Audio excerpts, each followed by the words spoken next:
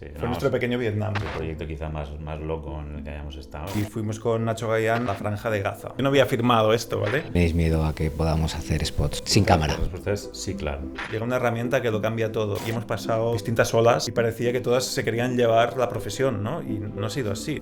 En el podcast de hoy tenemos a Paco y Pipo, dupla creativa muy conocida en el sector publicitario español. Bienvenidos. ¿Qué tal? Gracias. Muchas gracias. Gracias por la invitación. Gracias a vosotros por venir. Teníamos muchas ganas de este podcast y sobre todo de charlar con vosotros de toda esta historia, ¿no? Como dupla creativa que todos conocemos. Esto venía pensado desde el principio, es que incluso suena bien, Paco, Pipo, Pico, Paco. O sea, esto, o sea, hasta el copy está bien pensado. Bueno, es medio accidental, medio no. Es decir, yo soy Pipo desde la infancia y él en realidad no es Paco, solo es Paco en publicidad. Yo soy Francesc. Ah. Francesc Badía. Y bueno, fue empezar a trabajar con Pipo en tiempos de SDPF, ahora 24, 23 años. 23 años. Y justo entré en prácticas con Jorge Virgó, su hermano, y el equipo de, bueno, Jorge y Marion. Y Jorge, que es un iluminado, dijo, oye, Paco y Pipo. Hostias, qué bueno. Y me abracé a la marca y casualmente, pues mira. Sí que es verdad que nunca te has quejado. No, me parecía un chiste, ¿no? Yo que se queja poco, pero no, nunca se ha quejado. No, me pareció un chiste desde el principio y me parece que funciona mejor Paco y Pipo que Francesc y José María, ¿no? ¿Qué dice tu madre que te ha llevado toda la vida francés que te llamen Paco? Lo ha asumido ya. Está asumido, sí. Muy bien. Comentabas, ¿no? O sea, empezaste en SCPF, luego Rasmor, Shackleton, luego volviste a SCPF, si no estoy equivocado, ya como la dirección creativa. Y luego, bueno, todas las mutaciones que han habido hasta el cóctel final, nunca mejor dicho. Contarnos un poco esos inicios, ¿no? O sea, realmente empezar en SCPF, iros y luego volver. ¿Os esperabais un viaje de este tipo? No, la verdad es que no. Pero o sea, es muy fácil contar hacia atrás, ¿no? El sentido de una trayectoria. Yo siempre digo que siempre me he fiado del estómago de Paco a la hora de cambiar de agencia y no soy incapaz de analizar. Trato de ser racional en estas cosas y analizar los pros y contras. Pero sí que es verdad que cuando te vas de una agencia, SCPF, que yo estuve 5 años antes de irnos, Paco un poco menos, tienes la sensación de etapa acabada, nunca piensas en volver. Y de hecho, estando en Rasmor nos llamaron otra vez en un momento de cambio interno por si queríamos volver y para nosotros fue como, hostia, no. O sea, hemos salido de casa, vamos a ver el mundo, ¿no? Es que luego llega un momento en el que han pasado los años y ha pasado muchas cosas, ¿no? Y has pasado por experiencias maravillosas como Shackleton, que fue a abrir una oficina sin clientes, te tiras 5 años, haces una trayectoria satisfactoria para ti y de repente sientes que haber dejado aquello, ¿no? En realidad es una oportunidad para volver y en otro punto, ¿no? Ya con otro estatus y sobre todo con otros objetivos, otra responsabilidad, ¿no? Y es guay. Qué bueno. Por ejemplo, tú, Paco, ¿tú recuerdas de pequeño tus primeros recuerdos de la infancia? ¿Cuáles eran? Uy, primeros recuerdos, eso es muy complicado, ¿eh? Porque la infancia siempre es un poco borrosa, ¿no? Pero yo recuerdo, pues tenía un hermano mayor, me llevo 5 años con él y que siempre iba como detrás de él, ¿no? Incluso le atosigaba un poco, supongo, ahora lo veo a una distancia.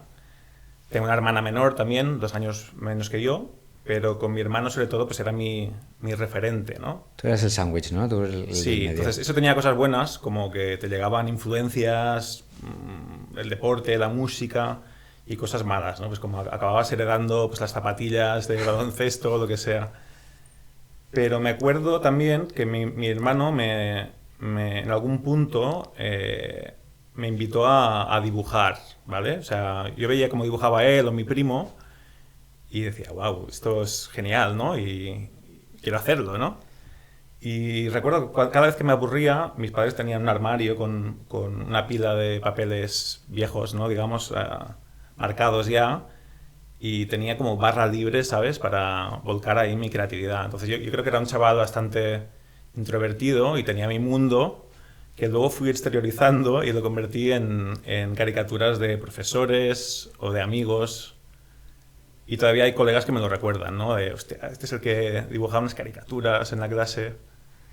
O sea que tu vena artística, ¿no? Te viene desde pequeño y lo recuerdas. Y yo creo que sí, siempre tuve curiosidad y me encantaba, de hecho, desmontar radios y entender por qué las cosas funcionan de una determinada manera. O veía un programa de televisión y me preguntaba cómo es posible, ¿no? ¿Cómo puedo ver esto a tiempo real, ¿no? Cosas que se dan tan por supuesto hoy en día, ¿no? Con la tecnología, pero que me parecía magia, ¿no? Y siempre he tenido este punto de curiosidad que me ha llevado pues, a buscar, a experimentar y a buscar vías también de expresión a través del dibujo de pequeño y luego quizás la música. Uh-huh. Y de ahí a... ¿Estudiaste publicidad o cómo conecta eso con ya la carrera de publicitario? Sí, yo estaba, cuando me hacía la pregunta de qué estudiar o qué ser de mayor, digamos, tenía claro que quería algo, un trabajo creativo, me gustaba el diseño, pensaba incluso en bellas artes y en algún punto, no sé si de madurez o de inmadurez, vi en la carrera de publicidad pues una visión más ancha, ¿no? Digamos, de decir, vale, pues tú quieres ser creativo, quieres tener un trabajo creativo, posiblemente la publicidad te pueda dar esta visión, pero también te dará una visión empresarial, una visión de negocio, que posiblemente sea más ancha y más rica para el día de mañana. Pero bueno, eso es algo que al final, pues, por lo que vas viendo luego, pues, la carrera te da una base, te da humanidades, pero al final esto es un oficio que se aprende trabajando y cuanto antes entres, mejor casi, ¿no? Ya, qué bueno. ¿Y tú, Pipo, hay algo de que, o sea, que ahora con el tiempo veas en la distancia de pequeño y decías, hostia, ahí yo ya estaba conectando con este mundo? Porque una profesión que dura tantos años, exitosa, podemos decir, siempre hay una pasión que nace de pequeño, ¿no? La verdad es que no. O sea, yo soy un poco lo contrario a Paco en ese sentido. Yo soy de los que dan las cosas por supuestas. O sea, yo veía la tele y no me preguntaba por qué, no he desmontado una radio en mi vida, no tal, dibujo fatal y nunca pretendí arreglarlo. O sea, es un tal. Y sí que es verdad, pasa lo mismo que con la carrera. Si miras hacia atrás, entonces lo encuentras. Pero yo no tenía esa inquietud. Siempre me gustó y tuve facilidad para escribir. Tampoco he escrito mucho por querer escribir. No escribía cosas para mí con 15 años y tal. Entonces, y de hecho empecé la carrera de Derecho, hice 3 cursos y me cansé. Y fue porque mi hermano trabajaba en publicidad y yo quería hacer periodismo y mi hermano le dijo a Segarra en SCPF que andaba yo un poco perdido, que por qué no hacía unas prácticas. Y ahí fue donde... No es que me enamorara, es que tienes 21 años y entras en una agencia de publicidad que era magnífica, como SCPF, como agencia, pero también como entorno, y te enganchas. Yo tardé 2 años en darme cuenta que estaba currando. O sea, Hombre, comparas eso con un bufete de abogados, con traje y corbata. Pues sí. En realidad yo dejé la carrera porque no encontraba una asignatura que me apasionara y pensé esto es o ejercer de algo que no me gusta o opositar a algo que no me gusta. Era como, bueno, otra cosa, ¿no? Y entonces pensé, bueno, periodismo sí que tiene cosas de aquí que me gustan y tal, y tenía que hacer un curso puente aquí en Barcelona. Mi hermano estaba aquí en Barcelona y fue como hasta hoy, pero bastante casualidad. Supongo que esa pregunta os la habrán hecho, ¿no? ¿Lleváis más tiempo juntos vosotros que con vuestras parejas? O sea, ¿es la relación más larga personal que Desde tenéis? luego. Sí, a nivel de intensidad sí, obviamente tengo amigos de la infancia con los que no me he perdido tal, pero en número de horas, vaya. O sea, Sí. Ahora ya no, pero un tiempo que hacíamos bromas de que he dormido más veces con Paco que con mi mujer. Y llevo 17 años con mi mujer también, ¿eh? O sea, no es una cuestión de... Y contarnos un poco el proceso creativo, ¿no? O sea, seguramente tenéis por supuesto, vuestros roles dentro de la propia desarrollo de la creatividad, pero ¿cuáles son esos hábitos, tanto por separado como juntos? O sea, oye, hacemos videollamadas de 3 horas los domingos, que es cuando fluye, o no, oye, cada uno se tiene por su lado. O sea, contarnos un poco esos hábitos o trucos que que habéis desarrollado. Sí, es muy relativo, ¿no? El proceso creativo, yo no sé decirte si hay un proceso creativo nuestro, marca registrada Paco y Pipo. Yo creo que fluye muy orgánico y fruto de una experiencia y de un conocimiento mutuo de muchos años en los que a veces sin hablar nos hablamos, ¿no? O sea, sí que es verdad que hay gran parte del trabajo que nos gusta hacerlo en las reuniones con los clientes, porque es cuando tienes el estímulo más fresco. Y luego, pues, no sabría decirte. Yo creo que trabajamos bien presencialmente, pero también, pues, desde que ha llegado el teletrabajo, en la distancia, a veces es un WhatsApp. Nos mandamos un simple WhatsApp de 2 líneas y de ahí sale una campaña de, ¿sabes? De 5 gráficas o 4 spots, ¿no? Sí, sí, sí, sí. Sí, es verdad que tenemos muy poco método. Muy poco método. Es lo que dice Paco, es muy variable. Hay veces que tienes la sensación de que te tienes que encerrar porque todo es muy complejo, buscas un nivel de exigencia y nos encerramos a pensar juntos y tal, y otras veces me tira una palabra por WhatsApp y ya entiendo lo que quiere decir, entonces busco una manera de expresarlo en un titular, mientras él está diseñando algo, lo juntamos y tal, y luego, bueno, la complejidad también es pues, con clientes, con el equipo, con tal, pues depende del proyecto, es que variamos mucho. No, luego está la relación con los equipos, ¿no? Que al final, pues, intentamos que estén implicadísimos todo el rato, ¿no? Y incluso generar un poco este caos, ¿no? De que entre cuanta más gente mejor, no para un proyecto único, pero tener como distintas visiones, sobre todo en la fase de apertura, principio de exploración, digamos, porque luego al final ya cuando tienes una vía más clara, pues ya es más sencillo, ¿no? Acotarla a un equipo de trabajo. Sí, también depende del proyecto. Ya estás con cosas muy concretas que mucha gente quizás ruido. Cuando estás empezando un gran concurso internacional, pues de cualquier frase puedes sacar el punto de partida y ahí necesitas diversificar. Porque en la dirección creativa, pues lógicamente hay una parte de liderazgo de equipos que tenéis que llevar y saber, ¿no? Cómo mover esas teclas y esos hilos. ¿Qué buscáis en esos equipos? O sea, muy heterogéneo o gente... ¿no? A veces dicen que hay cierto talento que lo tienes o no lo tienes y hay otras cosas que las puedes aprender, que es más aprender metodología o herramientas. ¿Cómo un poco definís ese equipo ideal que os gusta, con el que trabajáis bien? A ver, yo siempre que digo que cuando buscas equipo o haces entrevistas, lo primero que miras es un poco el sentido común y la capacidad de escuchar, y luego el talento, o en el orden contrario, y ya nos adaptaremos los unos a los otros, porque es complicado, pero también depende. En los últimos años hemos tenido distintas estructuras, distintas tipologías de trabajo, entonces no es un equipo homogéneo en manera de hacer y manera de ser, ¿no?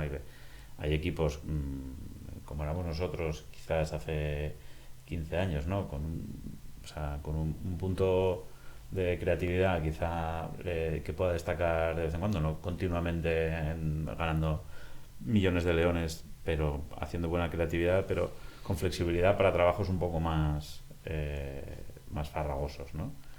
Gente con la cabeza mucho más ordenada, capaz de llevar proyectos digitales, o sea, con mucha despliegue digital, donde tienes que tener mucho control de los formatos y de tal, o gente, depende del proyecto, tal, pero... Y luego siempre tienes que tener un Ronaldinho, ¿no? O alguien que te sacuda un poco el gallinero. Que no esperes que te resuelva luego Exacto. La batería de cuñas de producto, pero que... Eso se ha perdido un poco en las agencias, ¿no? Quizás antes abundaba un poco más que las agencias se pudieran permitir tener perfiles menos resolutivos, pero más geniales, ¿no? Según qué situaciones. Ya.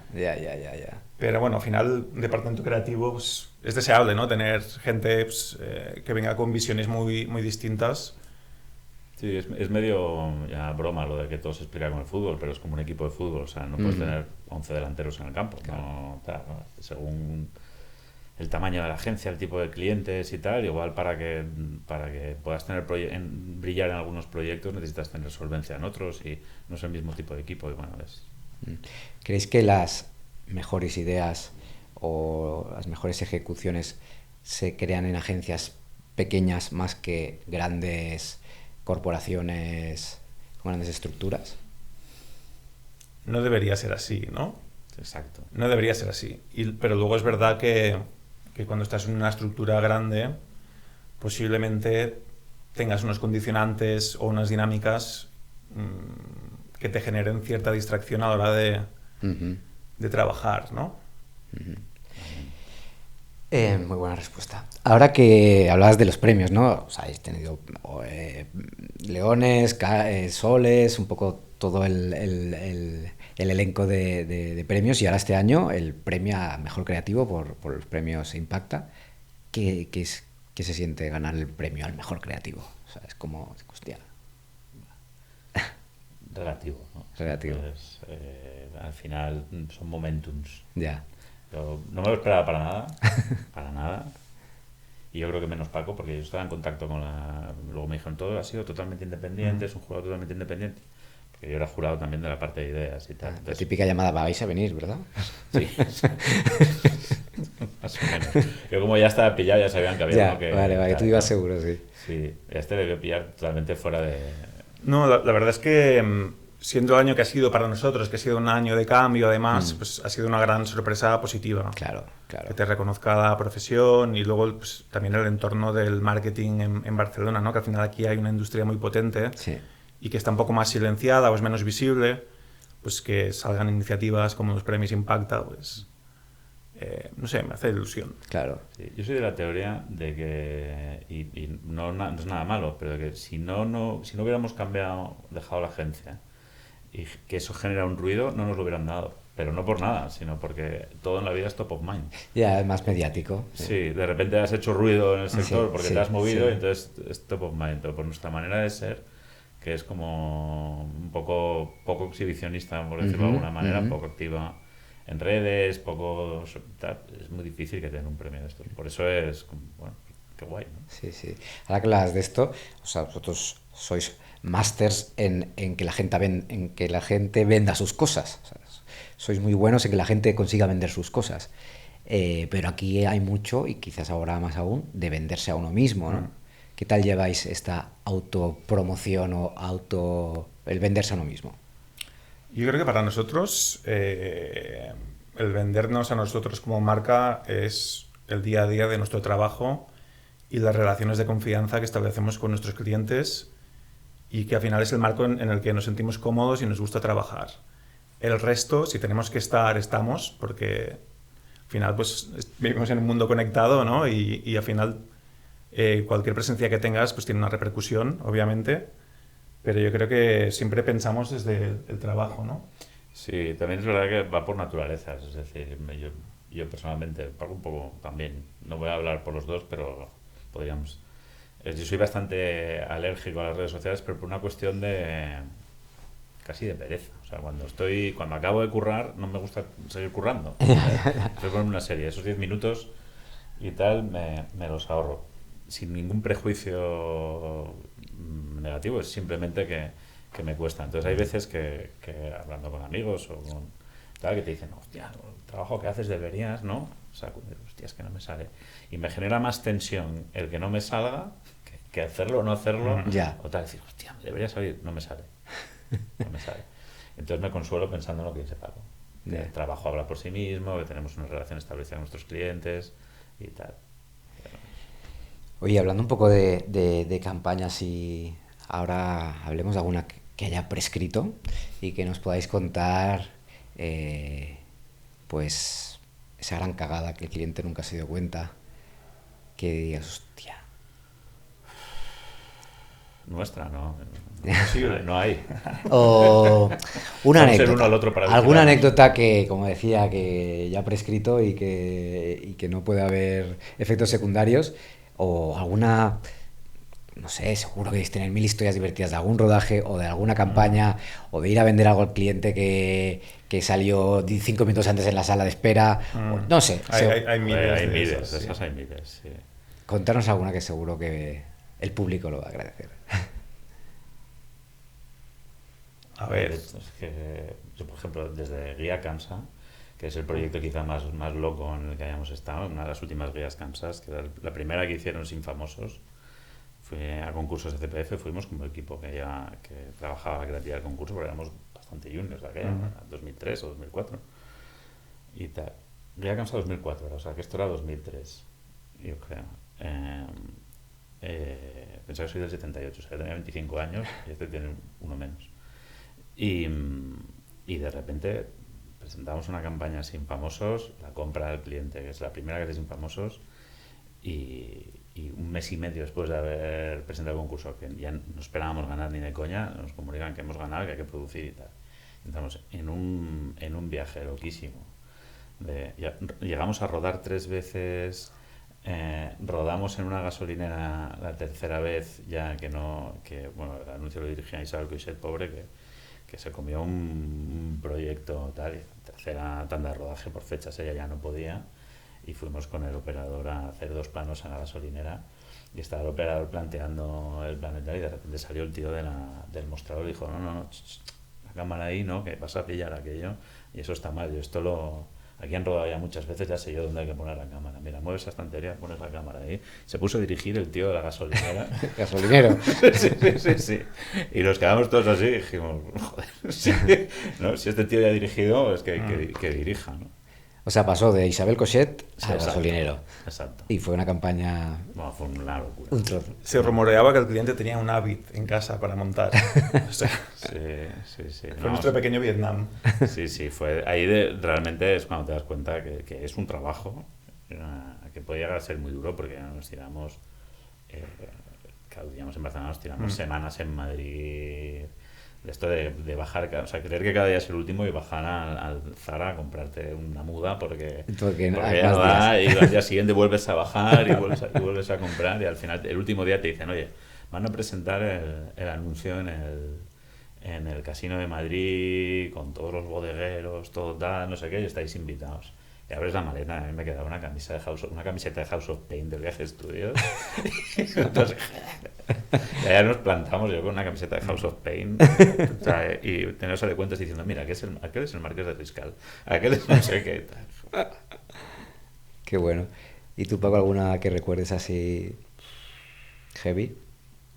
Heavy muchas. O sea, a ver, una estábamos rodando una campaña de San Miguel Selecta, ¿vale? Un producto premium que sacaban, y necesitábamos unos campos de cebada que estuvieran con la espiga abierta perfecta, pero estábamos en mayo, entonces en España estaban todos los campos todavía verdes, y fuimos con Nacho Gallán a la Franja de Gaza. O sea, no había otro campo en todo el mundo que en la Franja de Gaza. Y estábamos rodando ahí tranquilamente en un campo todo precioso, súper amplio, y de repente se empiezan a sentir pepinazos a lo lejos, ¿eh? Y tampoco era la escalada que es ahora, ¿no? El conflicto y tal. Pero yo acababa de ser padre en ese momento y era en plan, wow, ¿dónde me he metido? Cuidado, yo no había firmado esto, ¿vale?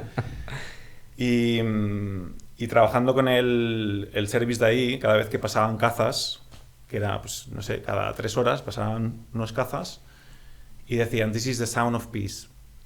Entonces, ojo, cuidado, ¿dónde estamos? Hostia. Eso tiene que rodar ahí en la línea roja, ¿no? Total. Qué bueno. ¿Recordáis alguna campaña que decís, hostia, es que esta aún la veo y me pone los pelos de punta? O sea, realmente seguro que tenéis vuestras favoritas y algunas pues que fueron favoritas luego ya se olvidan, pero ¿hay alguna que con el tiempo os hayáis acordado o la hayáis vuelto a ver y hayáis dicho, hostia, aquí realmente hicimos magia, o hicimos entre todo el equipo, ¿no? Pero que tenéis especial emoción? Yo de las más recientes, posiblemente todo el trabajo de Heinz, por cómo fue todo y por cómo creció el proyecto en sí mismo. Y es un proyecto pues, que hemos realizado en los últimos 4 años ahora, ¿no? A través del que pues, conseguimos un cliente, una cuenta internacional en un momento muy complejo que era el COVID, y que nos abrió las puertas del mercado global, ¿no? Que era una de nuestras metas quizás en este último periodo. y que además pues, tuvo mucha repercusión y generó mucho crecimiento alrededor del proyecto para todo el equipo, para la agencia. Y bueno, pues, proceso más de creación, de construcción un poco de territorio y de marca para la gama de pasta, de productos, de salsas de pasta para Heinz. Sí, sí, eso era una cosa que os quería preguntar, a qué bien que la has sacado, porque, claro, unos creativos de Barcelona estaban haciendo reír a unos ingleses, ¿no? O sea, entrar en el mercado de UK con una marca como Heinz, que es casi casi como la reina de Inglaterra, o sea, que es un marcón, con muchísima historia, hablando de salsa de tomate, que Heinz siempre ha sido ketchup, ¿no? Eso es un hito heavy, ¿no? Sí, la verdad es que fue una concatenación de sucesos afortunados, ¿no? Nosotros, claro, una marca previa para la que trabajamos, que es Danone, que es otra marca internacional, pero que tiene mucho peso en el mercado español, entonces hicimos algunos trabajos para Danone. En aquel momento había una directora, una VP de marketing en España, que era Cristina Kempf, que Se fue a Heinz, sí. salió, se fue a Heinz, entonces apareció un proyecto en Heinz liderado por un brasileño, por Caio, que era un germen, no había ni diseño de producto ni de pack ni tal, y necesitaban, bueno, pues a alguien de confianza con el que hacer crecer el proyecto, primero a nivel PowerPoint y luego a nivel comunicación. Entonces, como era COVID y daba igual un poco el dónde, por ahí entramos o nos llamaron para colaborar, te ganas la confianza ya en la fase PowerPoint de generación de proyecto para presentar a sus jefes de Caio, y entonces ya la comunicación, en el fondo, que nos han preguntado otras veces o lo hemos analizado, pero no es tan difícil en el sentido de que, al revés, un inglés hace reír a un español quizá cuesta más, pero un español hemos mamado la cultura inglesa de nacimiento, hemos crecido con los Monty Python, Mr. Bean, Little Britain, Sí. no sé qué tal. Entonces al final es una cultura mucho más global la suya y más fácil de ver, de interpretar desde fuera. que ellos Pero hacen. cuando ellos intentan interpretar esto, entonces te meten a Cameron Díaz y el otro haciendo unos Sanfermines en Sevilla, ¿no? Luego en Barcelona tenemos un humor bastante británico en el fondo, ¿no? Y también hemos tenido muchas reposiciones de series de la BBC en televisión, y creo que es algo que al final te llevas, ¿no? En el Sí, disco sí. duro. Es Sí, de verdad. hecho, cuando vivíamos en Madrid, igual nuestros DVDs de referencia eran The Young Ones, una serie inglesa atrás, ¿no? Sí, una sí, etapa no lo había muy pensado así. británica. Vosotros habéis pasado de cuando el spot de televisión era la pieza, ¿no? Y con eso, pum, salía el spot en la tele, pum, se vendía más, listo, siguiente, ¿no? Y que toda la inversión en energía, en recursos y tal, se iba prácticamente todo ahí, lógicamente había gráficas y demás, al mundo de ahora, que es toda una especie de atomización de formatos, versiones, canales y tal, que hace que, por un lado, los presupuestos se trocean también, eso que hace más difícil los rodajes con grandes presupuestos, y luego pues que el mensaje ya no llega tan fácilmente. ¿Creéis que aún el spot de televisión funciona? Sí, claramente. Sí, y además hablamos de spot de televisión, pero posiblemente el spot de televisión como pieza de vídeo corto acabe fragmentado, acabe en redes o en formatos como televisión digital, ¿no? Que no dejan de ser televisión al final, ¿no? Quizás el tema aquí es la predisposición que genera el soporte, ¿no? A la hora de consumir pues, un contenido publicitario como tal, digamos, ¿no? Pero es una pregunta que habría que fragmentar y tener a alguien de medios aquí también, porque al final depende, ¿no? Hay efectividades, pero al final siempre es cuando haces trabajos puramente o bien de marca o producto y tal, pero y estás muy en tele y lo seguimos haciendo, nos ha seguido pasando, ves que mueve la aguja y lo ves claramente en indicadores de marca y tal.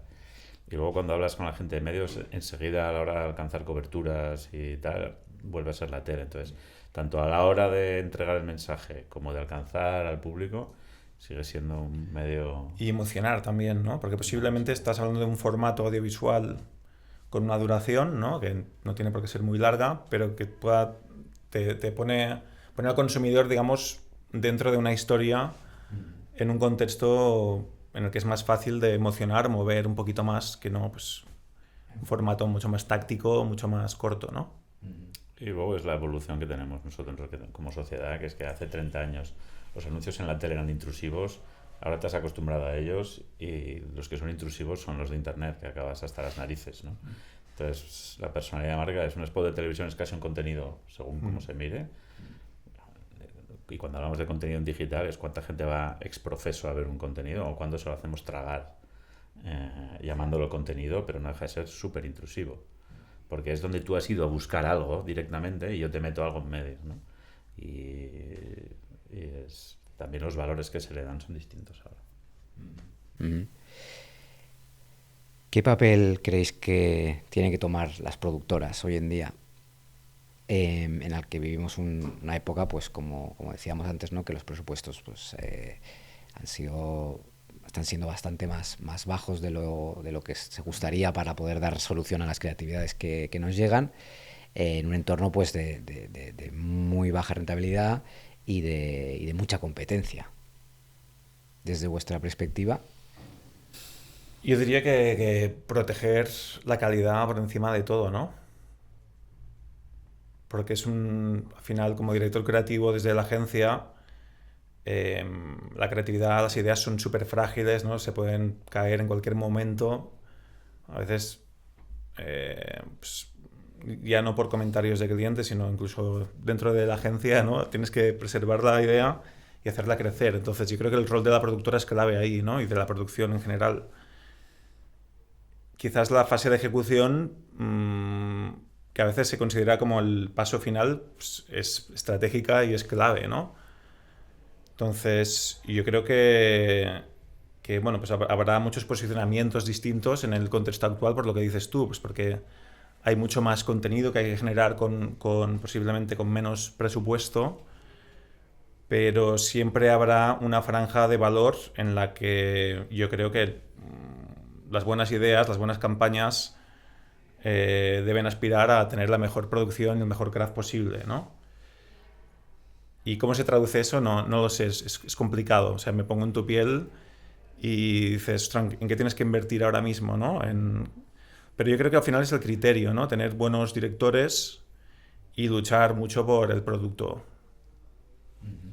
Sí, es verdad que es una pregunta paralela a la que nos hacemos las agencias o los creativos, ¿no? Que es cómo defenderte en un espacio y atomizado, es decir, porque nosotros salimos de la multinacional y ves que hay un mundo muy atomizado de independientes, o hay gente que sale de multinacionales ofreciendo servicio directo al cliente. Y hay la misma crisis de pagar por ideas, pagar por fees, pagar por tal, ¿no? Y al final se resume en, claro, es encontrar tu posicionamiento, como dice Paco, dentro de tal, pero sobre todo tu círculo donde ofreces confianza y un valor añadido, ¿no? Quizás valor es la palabra clave, ¿no? Yo te decía calidad antes, pero igual es el valor, que es un poco más amplio y que implica también cómo qué sensación genera tu trabajo, ¿no? ¿Qué aporta? Si quieres dar un consejo a un joven creativo o que aspira a ser un buen creativo en estos tiempos, ¿qué le diríais a él o a ella? Que se arme de fe. Sí. Pero no por nada, ¿eh? O sea, quiero decir que hay mucho ruido sobre la crisis del sector, pero la gente que vale y que se esfuerza, nosotros hemos visto, o sea, en el periodo en el que llevamos oyendo de crisis del sector, que bueno, los más veteranos, algunos ya nacimos en en el principio de la crisis del sector, pero hemos visto crecer y acceder a cargos y demás y tal a gente desde hace 15 años, 10, 5 y tal, ya de todas las generaciones sigues viendo gente que tiene talento y ganas y crece y accede a buenos proyectos y cambia de agencia. Entonces hay que abstraerse del ruido de la crisis, ¿no? Si tú de verdad tienes ganas... Pues en un constante se acaba el mundo mañana, o sea, siempre estamos la crisis sobre la otra crisis, sobre la otra crisis y... ¿Cuántas hemos visto ya? Exacto, ¿no? O sea... Sí, hay que hacerse un poco inmune, ¿no? a a estas noticias siempre catastróficas. Sí, sí, total. Yo diría también un poco que eduquen el criterio y que tengan sus héroes, ¿no? O sea, que se fijen en por qué les gusta una campaña, quién hay detrás, que estudien. Me parece clave. A mí siempre pues, me ha ayudado a entender la profesión, a progresar, sobre todo en esta fase inicial. ¿Habéis tenido referentes como usted? He tenido siempre unos referentes claros en cada uno de vosotros, es que a la hora de vuestra trayectoria. Yo creo que hemos tenido la suerte de que... Sí, creo que hemos tenido la suerte de que empezamos en un sitio muy potente, en un momento álgido, que era SCPF con Tony Segarra, David Caballero y tantos otros equipos. Y eso para nosotros fue una escuela, al menos para mí. Y a mí mi gran referente fue Marion Donebeck, que fue la directora de arte que me contrató en su momento.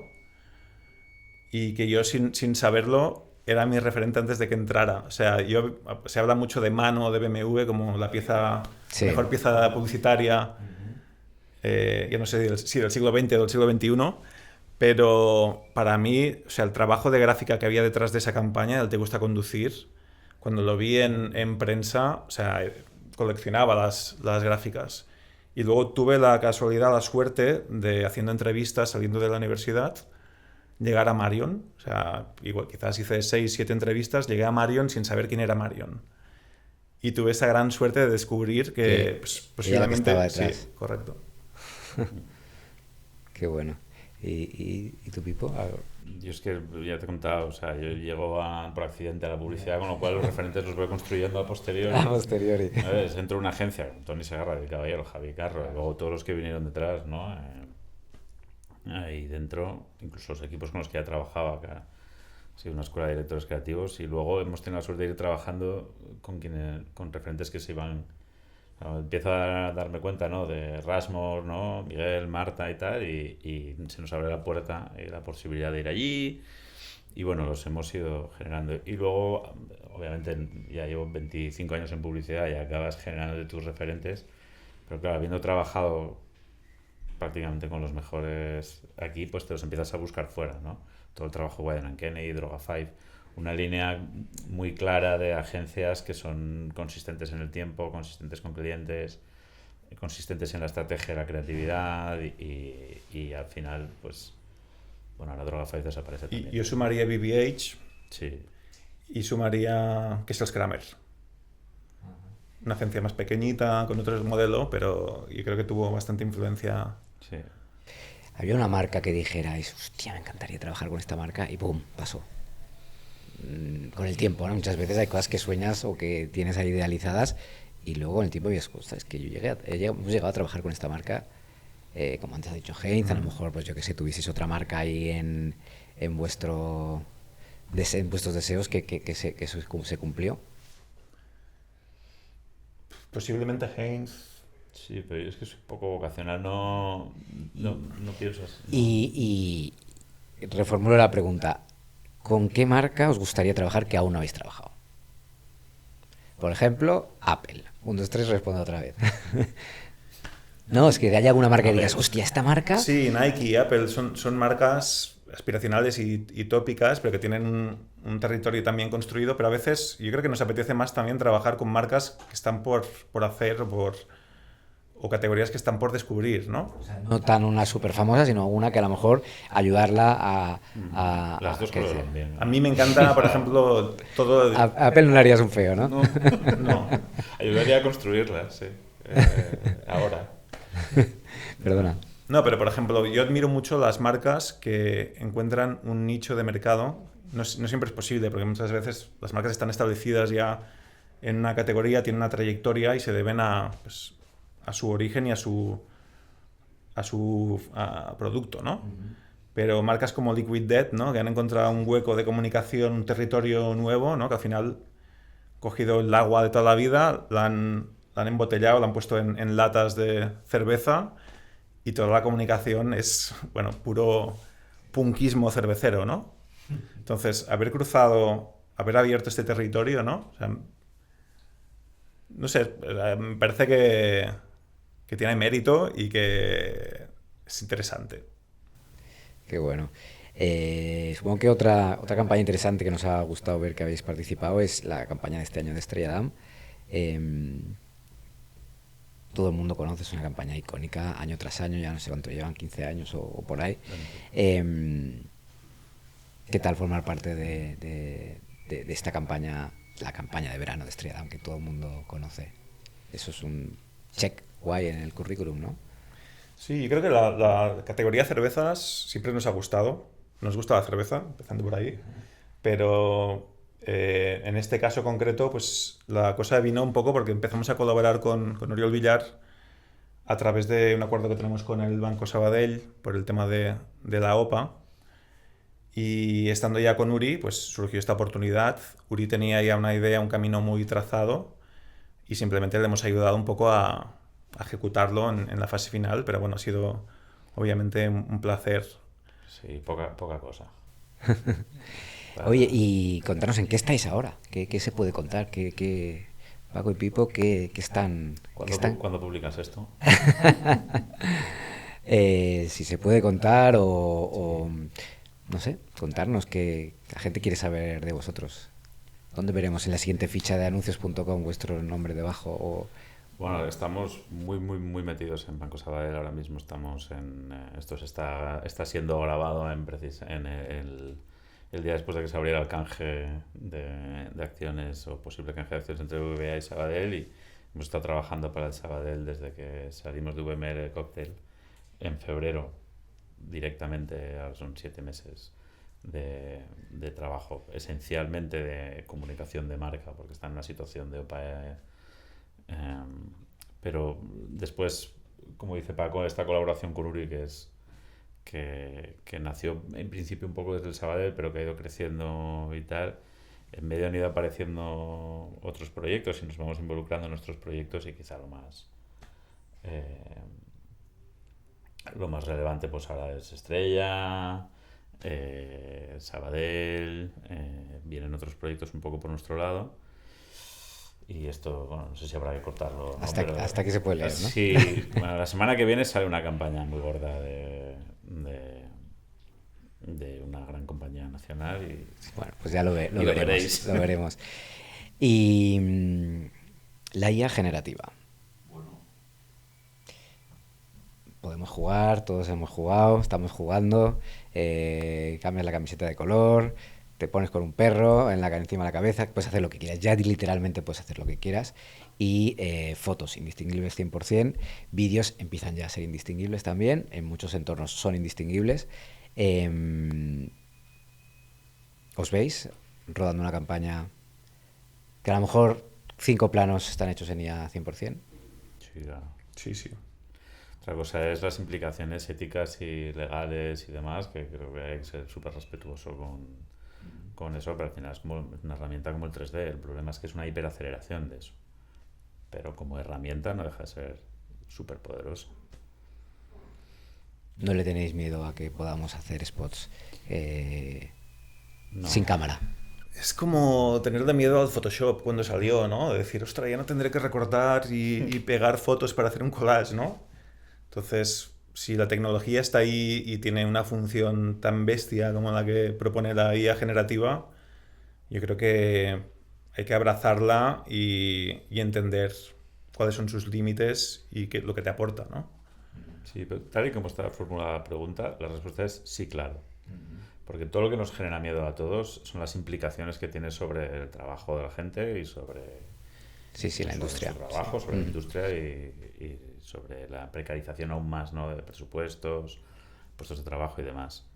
Y eso es algo a solucionar en paralelo, porque la herramienta existe, ¿no? Es la misma crisis de Photoshop, o sea, algunos lo comparan con mucho sentido, yo creo, con la revolución industrial, ¿no? Es como, bueno, ahora el trabajo que hacían 20 ahora lo hace uno. Y esas son las implicaciones que hay que vigilar como herramienta.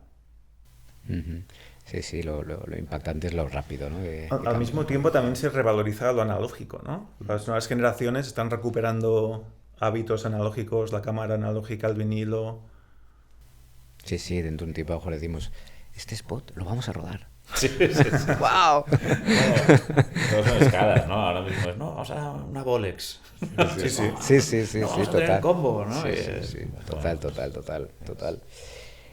¿Cómo veis el futuro? Un poco, hablábamos de IA, hablábamos de un poco de toda esta revolución digital en formatos y demás. ¿Os atrevéis un poco a dar un poco una, no sé la palabra, un diagnóstico de qué viene en nuestro sector? ¿Hacia dónde estamos yendo? Bueno, hay una tendencia clara de los grupos a fusionarse, ¿no? Y no sabemos cómo acabará eso, pero solo puede quedar uno. Exacto. no sabemos cómo acabará, pero solo puede quedar uno.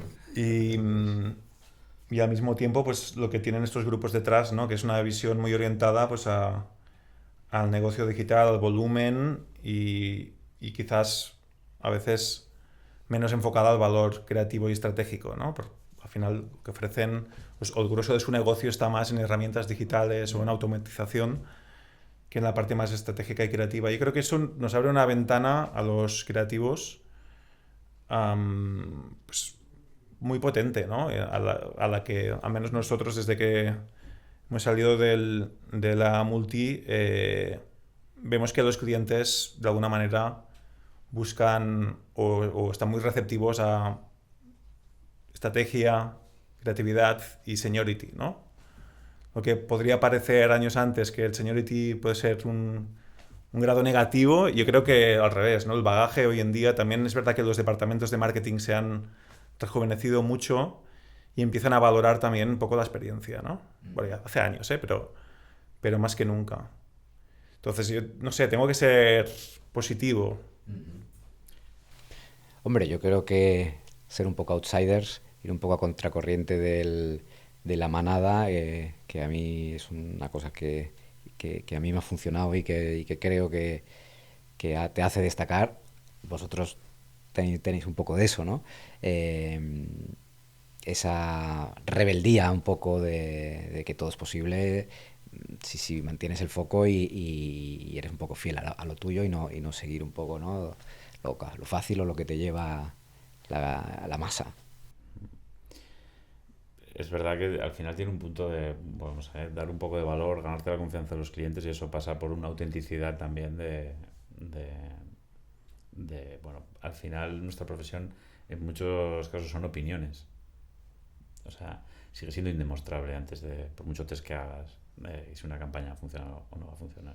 O sea, hay campañas históricas que lo han reventado en test y luego no han funcionado y viceversa, ¿no? Entonces al final es opinática y es la confianza que te ganas y el valor que tu opinión se gana, ¿no? Que al final, bueno, es acierto o error acumulado con los años. Has acertado más que te has equivocado, pues te atribuyen un valor, ¿no? Y eso es a veces es más fácil de defender siendo una estructura pequeña y un tal. Las grandes multinacionales tienen ahí casi un problema, ¿no? Porque están vendiendo demasiadas cosas a la vez, muchas cosas a la vez y es inevitable, ¿no? Y ahí hay una ventana de oportunidad.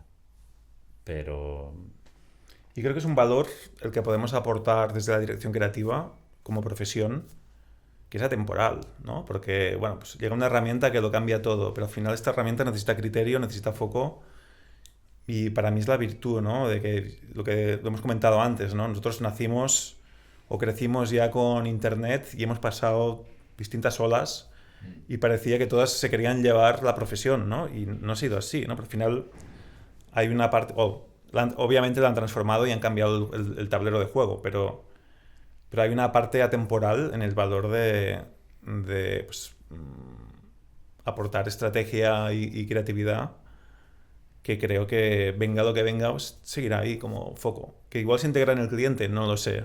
Que igual ChatGPT se acaba desenvolviendo y se convierte en cliente. No lo dudo.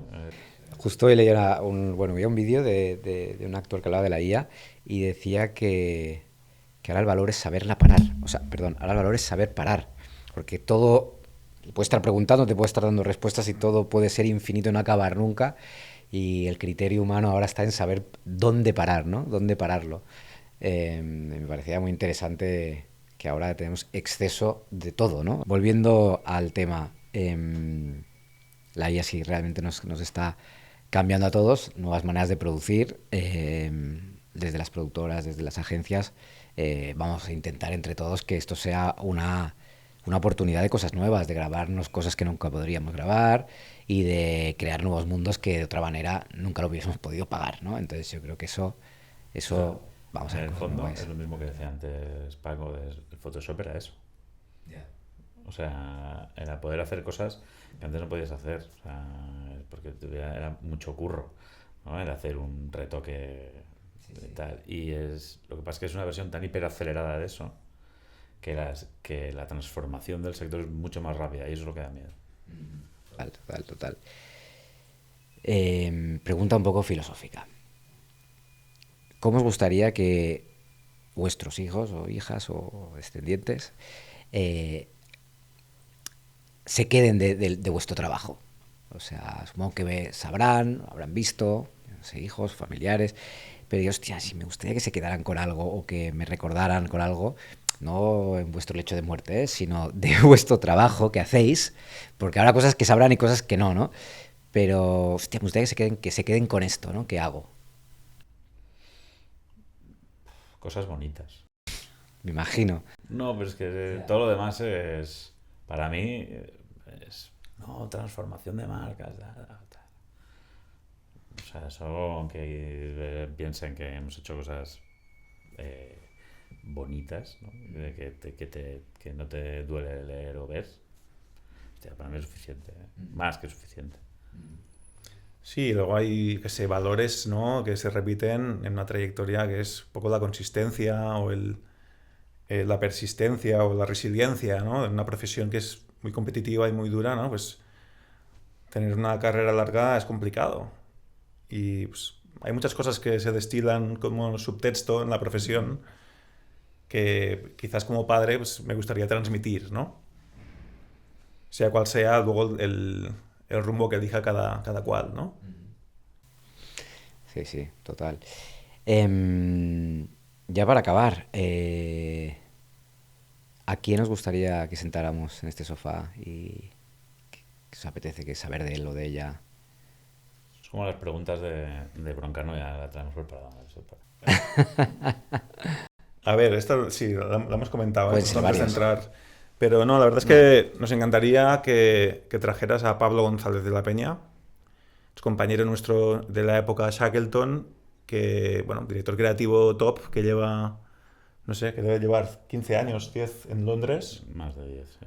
Ahora mismo está en Accenture Creative, pero había sido director creativo en Creative, la agencia de Channel 4.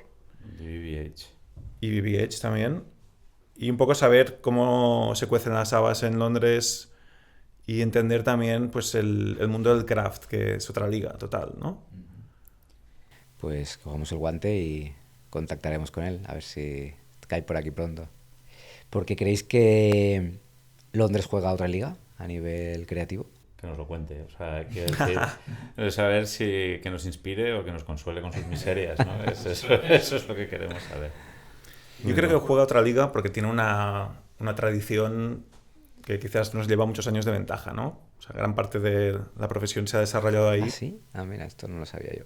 Y no sé, el momento actual, prefiero que me lo cuente él, ¿no? En qué punto está. Sí, históricamente, claramente era otra liga. Entonces, ahora tienen su crisis, han tenido sus crisis, el Brexit es una crisis. Yo pasé 2 años en Londres, en Walter Thompson, combinando con SCPF y tal, y realmente veía 2 mundos completamente distintos, pero también eran 2 agencias completamente distintas, ¿no? Entonces, bueno, hay que ver. Es decir, yo empecé a vivir ahí la crisis del sector que nosotros llevábamos viviendo 15 años. Pero aún así me gasté en un vídeo para internet de KitKat igual el triple de lo que nos podemos gastar aquí en un spot de tele. O sea, es... Ya. Pues nada, a ver si lo conseguimos tener y que nos cuente él. Pues chicos, muchas gracias, de verdad un placer teneros aquí y nada. Muchas gracias, Iago. Gracias.